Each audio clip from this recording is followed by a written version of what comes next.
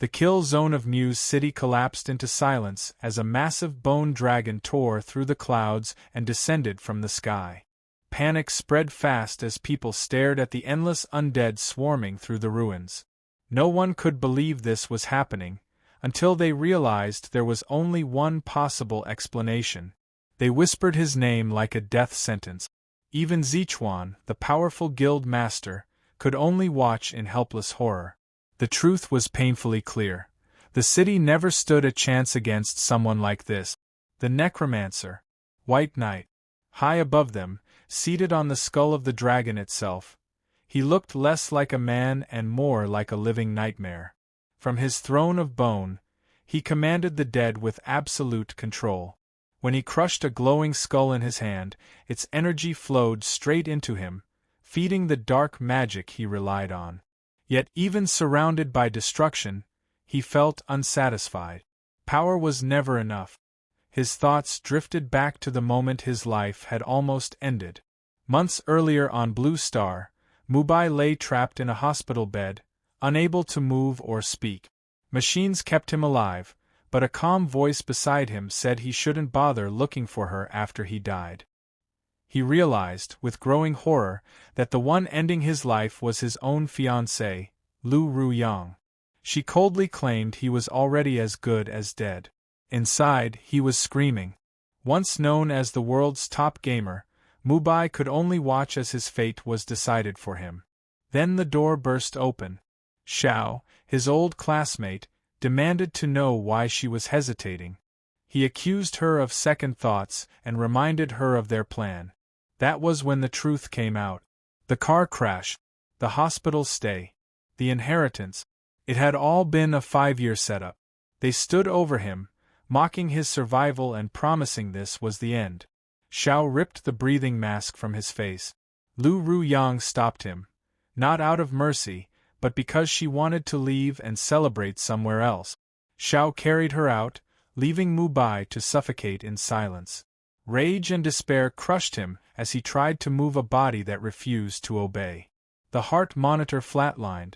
He wondered if this was really the end. Then the sky changed. A massive purple monolith appeared, glowing with impossible light. A voice echoed across the world, announcing the arrival of the Myriad Worlds game and declaring that mass transmigration would begin in 30 seconds. Some people felt excitement. Others felt terror. Wealth, power, and status meant nothing anymore. Even Lu Ruyang and Xiao heard the message. Xiao sneered, convinced Mubai wouldn't live long enough to join. The countdown hit 0. People dissolved into light across the globe. But in that hospital room, Mubai was still alive, clinging to the impossible hope the voice had given him. Tears streamed down his face as he refused to let go. He wasn't ready to die. Not when a second chance existed. When the world was consumed by purple light, Mubai was taken with it. He awakened in a glowing, ethereal space known as the Descender Temple. When he landed, the first thing he noticed was simple but unbelievable. He could stand. He could stand again. A system voice welcomed a player from Blue Star and began scanning his body data. It then asked him to confirm his in-game name. Su Mubai soaked in the feeling of being fully alive again. Without hesitation, he chose the name that once made him a legend, White Knight. The system confirmed the name and started the talent awakening process. It explained that every player would awaken one talent at the Star Hall. Talents were ranked into 9 tiers, from the lowest S to the highest SSS. If someone wanted to become powerful in the world of Myriad Realms, having a strong talent was essential. White Knight hoped his luck wouldn't be terrible. Then the system announced, congratulating him on awakening a forbidden S-rank talent. He honestly hadn't expected something that strong. A golden light wrapped around him as the system moved on and asked him to choose a class. 4 main categories appeared: physical, magic, tank, and support. With such a powerful talent, he considered going warrior or mage. But then a sudden notification popped up. The system stated that his initial stats didn't meet the requirement. One by one, the available classes were removed. White Knight grew more and more confused as the options disappeared. In the end, based on his starting stats, only one class remained. Necromancer. He didn't even get to confirm it himself. The system auto-selected it. White Knight shouted in frustration, saying he didn't even get a real choice. When the light faded, he was holding a skull-topped staff. After a moment, he tried to calm himself down. Being a necromancer wasn't that bad. Then he noticed something very wrong. A panel appeared in front of him. HP 1. He stared at it. His health was permanently locked at 1. That meant even the lightest hit would end him instantly. On top of that, his remaining lifespan was only 1 year. He muttered that having an S-rank talent didn't seem that useful now. Then he remembered something important. His S-rank advancement talent. That was his last card to play. There was no backing out now. If he was going to gamble, this was the moment. He immediately activated the Great Mutation effect to upgrade his class. The system informed him that upgrading from Tier 3 Spirit Master required 1,005 years of lifespan, but he had one free use. He didn't hesitate. He confirmed it. The gamble paid off. The system congratulated White Knight for successfully advancing into a unique hidden class, Death Sovereign. His stats would increase per level, he would gain extra attribute points, learn new skills, and receive exclusive items. Most importantly, this new class had the Great Mutation trait. The system then announced that the game would officially begin in 10 seconds. He realized he had already spent too much time on awakening and needed to get moving. The countdown ended. The system explained that every death in the game would cost 1 level and 10% of lifespan. However, players inside the beginner village wouldn't lose lifespan. Then White Knight was teleported. He appeared in beginner village number 9527 of the Divine Dragon Empire. The place was packed. New players were everywhere, some nervous, some excited. The noise filled the air. White Knight smiled. The kind of world he had once only read about in novels was now real. This time, he told himself, he would rise. While other players shouted for party members, looking for priests, mages, anyone strong, White Knight decided to head toward the village gate to test his skills first. He opened his skill panel. He had 2 basic F-rank skills. One was Summon Minor Skeleton, which called out a weak skeleton to fight. The other was Soul Burn, which launched a small soul flame at a target. Both looked underwhelming. But that wasn't all. He also had an A-rank active skill called Life Link. It allowed him to link his HP with a summoned creature and share health. That was clearly designed to deal with his 1 HP problem. Even better, he had an S-rank passive skill called Summon Amplification. It reduced summon casting and cooldown time by 50% and boosted summoned creatures' stats by up to 500%. With those 2 skills, his HP issue didn't seem so hopeless anymore. He also received an exclusive class item, the Book of the Dead. Only he could use it. Through it, he could learn unique Death Sovereign skills, with more effects unlocking as he leveled up. White Knight decided to test things immediately. He activated Summon Minor Skeleton. Dark energy flowed from his hand. Instead of 1 skeleton, 2 appeared. The system notified him that the Death Sovereign's Great Mutation trait had activated, doubling all skill effects. He looked at the 2 skeletons. They didn't look impressive, but there were 2 of them. A nearby buzzcut player stared at him in shock and said his talent had to be at least A-rank. The guy suggested they team up, claiming he also had an A-rank talent and they would level faster together. White Knight calmly replied that he preferred grinding alone, then walked off. The other player muttered that summoners probably couldn't even handle a chicken. Nearby, groups of players were struggling against wild chickens. Some complained that getting pecked by chickens hurt way too much. Others were already giving up. A few looked at White Knight's 2 skeletons with envy and guessed he had awakened something strong. White Knight told them not to worry and to focus on killing their own monsters. He wouldn't steal their kills. In his mind, He figured there was no way he'd stop at farming chickens with his setup. So he moved deeper into the forest with his 2 skeletons. Soon, he encountered level 2 red-eyed rabbit. They had more HP and attack than chickens, and their description warned that they would leap at weak spots. 2 rabbits lunged forward. His skeletons immediately stepped in, blocking and counterattacking. The damage numbers showed they could handle it. Seeing that, White Knight felt relieved. He didn't need to fight personally. Once he confirmed no one was around, he decided to test real firepower. He raised his staff and ordered his skeletons to attack with full force. Dark energy surged again. The skeletons rushed forward and quickly tore the rabbits apart. The system announced he had killed a level 2 red-eyed rabbit, earning 3 experience points plus a 50% bonus for fighting above his level. At this rate, level 1 wouldn't take long. He checked his HP again. Thanks to great mutation, Life Link had connected him to both skeletons at once. Now he effectively had 2 extra health pools protecting him. To avoid attracting too much attention, he decided 4 skeletons would be enough. He continued deeper into the forest, grinding steadily. Still, other players noticed. They couldn't believe a necromancer was solo leveling, and with 4 skeletons. Some guessed his talent had to be S rank or higher.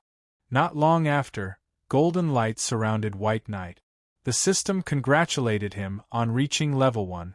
He received attribute points and skill points. Opening his character panel, he considered his build. Summoned creatures scaled with spirit, so that was important. But with only 1 HP, he also needed speed. He added 4 points to speed and 11 to spirit. Then another idea came to him. If he could upgrade his class, why not upgrade his skills? He immediately used his advancement talent on his skills. The results were better than he expected. His F-rank skills upgraded to E-rank. His A-rank skill advanced to S-rank. His S-rank skill jumped to SS rank. Life Link evolved into life sharing, and summon amplification turned into death conscription. Life sharing became a passive S-rank skill that allowed one-way HP sharing with all summoned creatures. His 1 HP weakness was basically solved. Death conscription, now SS rank, expanded his summon capacity 20 times. That meant he could summon up to 20 skeleton warriors. With this new power, White Knight decided there was no need to hold back anymore. He planned to fill his entire summon limit and grind like crazy. Then he remembered something. If skills could be upgraded, there was no reason his exclusive item, the Book of the Dead, couldn't be upgraded too. The system announced the upgrade was successful. His exclusive item, the Book of the Dead, had evolved into the Death Codex. The description showed a simple boost, plus 15 magic power. Other special effects would unlock at level 10. White Knight decided to leave it at that for now. He said it was time to grind seriously. He led his skeleton army straight into a new group of monsters. The more enemies he saw, the more confident he looked. Raising his staff, he prepared to summon all 20 skeleton warriors. He laughed, saying that with death conscription reducing cooldown by 75%, plus great mutation on top of that, summoning 1 skeleton now only took 2 seconds. His army swept through the level 3 demon cats with sharp claws, earning him a huge chunk of experience. In the middle of scattered monster corpses, another golden light surrounded him. Level 2. The speed felt amazing. Standing in a field of bones, White Knight lifted his hand and told his legion to keep pushing forward. Half an hour later, he and his growing skeleton army arrived at a glowing red gate. It was the first dungeon, Mist Forest. The system warned him that the forest held treasure but was filled with danger. It asked if he was sure he wanted to challenge it alone. White Knight glanced at the skeletons behind him and said the system must be joking. He wasn't exactly alone. Then he confirmed. Next, the system asked him to choose the difficulty: normal, hard, nightmare, or hell. Without hesitation, he shouted, "Hell difficulty." The red gate flared and pulled him inside. Continuing from before, Mubai stepped into Hell mode Mist Forest. Thick fog covered everything. He commented that he could barely see the path ahead. Behind him, his skeleton army stood ready. He immediately ordered them to spread out, find enemies, and eliminate everything. Within a 100-meter range, he could freely control his summons, so he wasn't worried about losing them in the fog. Soon, an elite monster appeared, a level 8 mist tree demon. It had high HP and solid defense. One skeleton warrior rushed forward to engage it. Mubai smiled and said they had finally found something decent. He ordered all skeletons to attack together. The tree demon fought back, using a binding skill that restrained one skeleton. Mubai commented that elite monsters did hit hard, but not hard enough to handle his numbers. With a clear advantage in quantity, he commanded full focus fire. The mist tree demon went down quickly. The system awarded him 60 experience points, plus a 50% bonus for fighting above his level. He calculated that Mist Forest was originally a level 5 dungeon, but Hell Mode boosted monsters by 3 levels and turned them all into elite. As he moved deeper, a giant red-eyed tree python silently appeared behind him and lunged. One skeleton blocked the strike in time. The rest of the skeletons charged in together and overwhelmed the creature. Another 60 experience points. Mubai noted that even though his spirit stat was 3 times higher than a normal necromancer's, his personal damage still couldn't compare to his skeleton army. After the python died, it dropped an item, a black iron serpent belt. It gave +9 defense and +2 constitution. He commented that it was leather gear and didn't fit his class, but he decided to keep it for now. If he couldn't use it, he could always sell it. He told his skeletons to keep moving. The deeper they went, the more monsters appeared, tree demons and giant pythons in large numbers. Facing an entire pack, Mubai didn't hesitate. He simply ordered the hunt to begin. A large-scale battle broke out. His skeleton army crushed everything in their path. When the last monster fell, golden light wrapped around him again. The system congratulated player White Knight on reaching level 5, awarding skill points, attribute points, and bonus stats.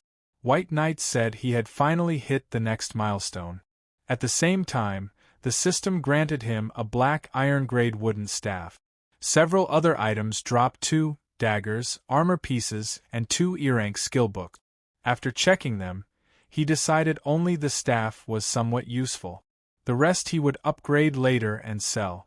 Then the Death Codex began to glow. Mubai realized it had leveled up as well. Now it added +25 to all attributes and increased damage against undead creatures by 100%.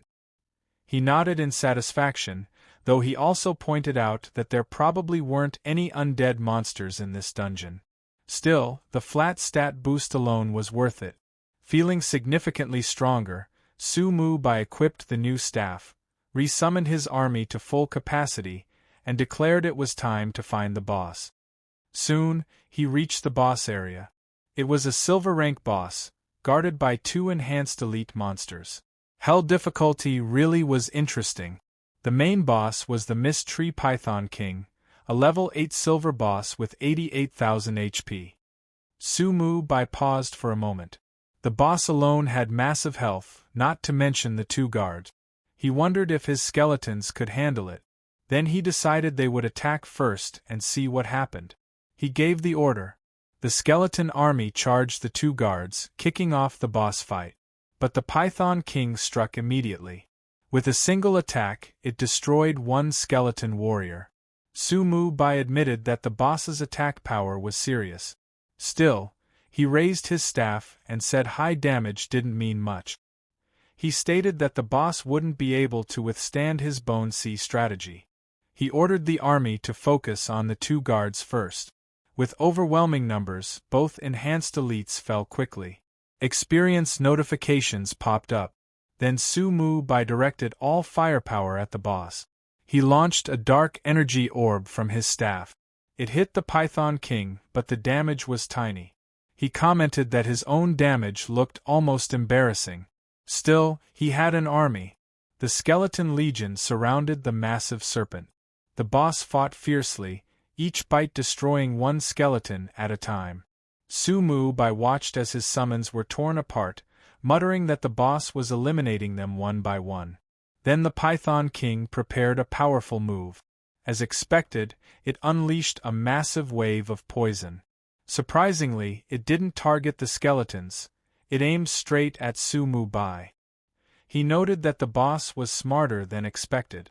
The poison engulfed him. But he just laughed and said the boss must not have expected this. With life sharing active, his HP cap was no longer just 1. The poison damage wasn't enough to finish him. Now that his trump card was revealed, he stopped holding back. He rushed forward with his skeleton army and ordered them to finish it. After a brutal fight, the Mist Tree Python King finally fell. The system awarded him 14,400 experience points. He commented that the first boss kill had come smoothly. Then more notifications appeared. White Knight had become the first player in Beginner Village 9527 to solo a boss. His reward included a basic life soul stone and gold. At the same time, a server-wide announcement echoed across the village. Player White Knight had become the first to solo a silver rank boss. The entire player base was shaken. No one could believe someone had soloed a silver boss this early. Players started discussing who White Knight was. Even the group that had been struggling to kill a single walking chicken finally lost it. One of them complained that they couldn't even take down a chicken together, yet someone else had just soloed a boss. Another player muttered that it made sense. Before transmigrating, normal people were just wage slaves, and now they were basically cannon fodder. Somewhere else, a player quietly pointed out that soloing a boss actually triggered a global announcement. He said that if he'd known earlier, he would have let Maple solo that black iron boss.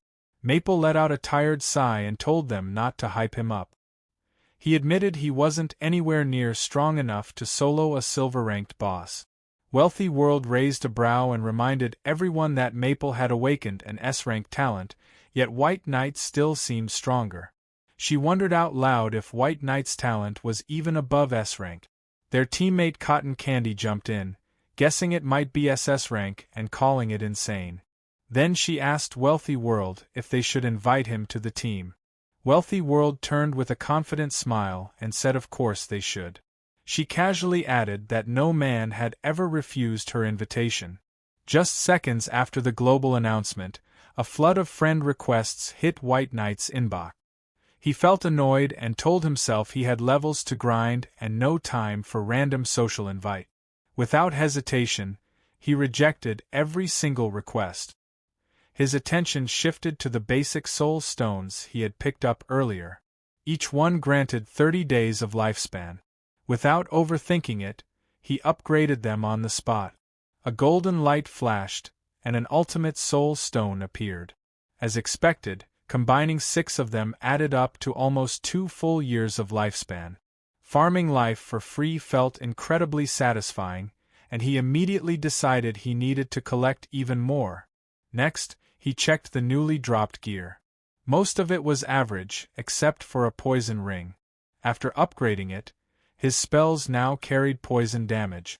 He nodded, satisfied. If raw damage wasn't enough, poison would cover the gap.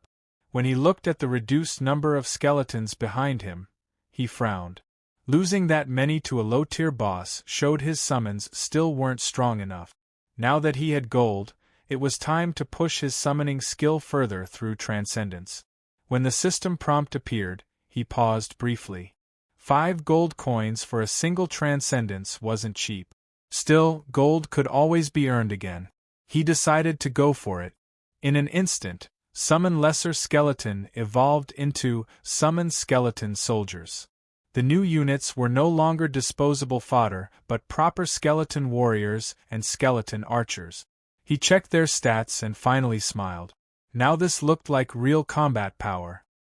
He raised his hand and ordered the Plague Legion to continue exploring. Locking his eyes on the monsters ahead, he calmly instructed the ranged units to focus fire and take down one target at a time, goblins or not. Back in Beginner Village, things were getting lively.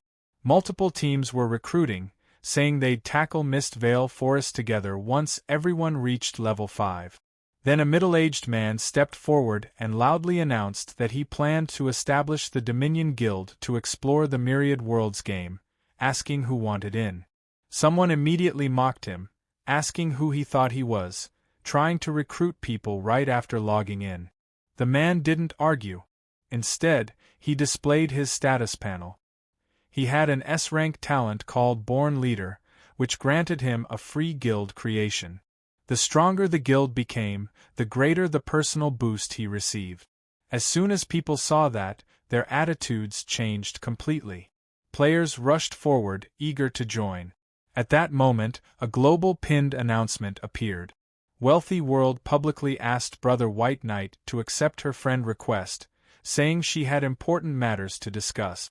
The village exploded with chatter. One player complained that he had killed dozens of monsters and didn't even have 100 copper, while this big spender used 10 gold just to send a message. Others wondered who White Knight even was. White Knight had the same thought. Anyone willing to burn 10 gold just to contact him was worth hearing out. The moment he accepted the request, Wealthy World sent a party invite. She promised full gear and skill support, plus an upfront payment of 100 gold. White Knight immediately felt cautious and asked why he should trust her when everyone had just left the beginner phase. Her answer was simple. She revealed she had an SSS-ranked talent called God of Wealth. To her, money was just numbers. After checking her status panel, even White Knight had to admit the talent was ridiculously powerful. Still, having someone like that in the party would come with restrictions and the risk of exposing his strongest card. After thinking it over briefly, he declined. For now, he preferred to work alone. Wealthy World's expression darkened the moment she heard. She couldn't believe he actually turned her down. Cotton Candy and Awe were surprised for a second, but then brushed it off. Awe said it wasn't like they couldn't fight without him. They were just slightly undergeared and a bit slower. Soon after, Wealthy World received another message. White Knight asked if she was interested in making a deal. When she asked what kind of deal, he told her he had spare gear and skill books he didn't need, and her team probably could use them. Her group immediately perked up. Buying equipment from him sounded perfect. Both sides agreed to trade once they finished their current task. Maple looked excited and said that once he got that gear, his combat power would spike and their farming speed would improve a lot. Right then, a bronze-ranked boss spawned nearby. Wealthy World turned to Maple and asked if he could solo it. After thinking briefly, Maple said it should be doable. Wealthy World immediately made a decision. She told the team to hand all healing potions to Maple and move away to secure the perimeter. There would be no interruptions. They were definitely going to grab that system announcement. She encouraged Maple to go. Maple steadied his spear and said he understood. As she watched his clean execution and precise movements, Wealthy World felt satisfied. This solo boss attempt looked solid. Meanwhile, deep inside Mist Vale Forest, White Knight had already taken down the Goblin Chieftain and reached level 6. With an entire skeleton legion backing him up, he was basically bulldozing through hell difficulty. The only annoying part was how tiring it was to collect all the loot. Soon, he found an emblem with impressive stat. But the moment he equipped it, a deafening roar echoed from deep within the forest. His skeleton soldiers instantly lost half their HP as an angry voice boomed, demanding to know how those worthless bones dared trespass on its territory. A system alert followed. The massive presence of skeleton soldiers had awakened the long-buried memories of the Goblin King. The exit of Mist Vale Forest was now sealed. Only by defeating the Goblin King could the dungeon be cleared. If the target was defeated within 2 minutes, a hidden storyline would be triggered. He decided to see what kind of monster this really was. Following the roar, he reached the Goblin King's domain. An enormous goblin stood there with a huge belly, swinging a battle axe wildly while shouting that it would smash every last bone. When the status panel appeared, White Knight focused. It was a gold-ranked boss in a frenzied state, and he only had 2 minutes to kill it. That wouldn't be easy. Even so, he believed it was still possible. He gave the order for all units to attack. The goblin roared in fury, saying the mere smell of them was disgusting and that they would all die. It slammed its battle axe into the ground, and lightning exploded outward, sweeping across a 30-meter radius. White Knight quickly understood how heavy the damage was. Any normal level 5 player would have been wiped out instantly. Even so, he stayed steady and told the boss it had picked the wrong opponent. The Goblin King's eyes turned red as it roared back, calling him an insect and accusing him of daring to ambush it.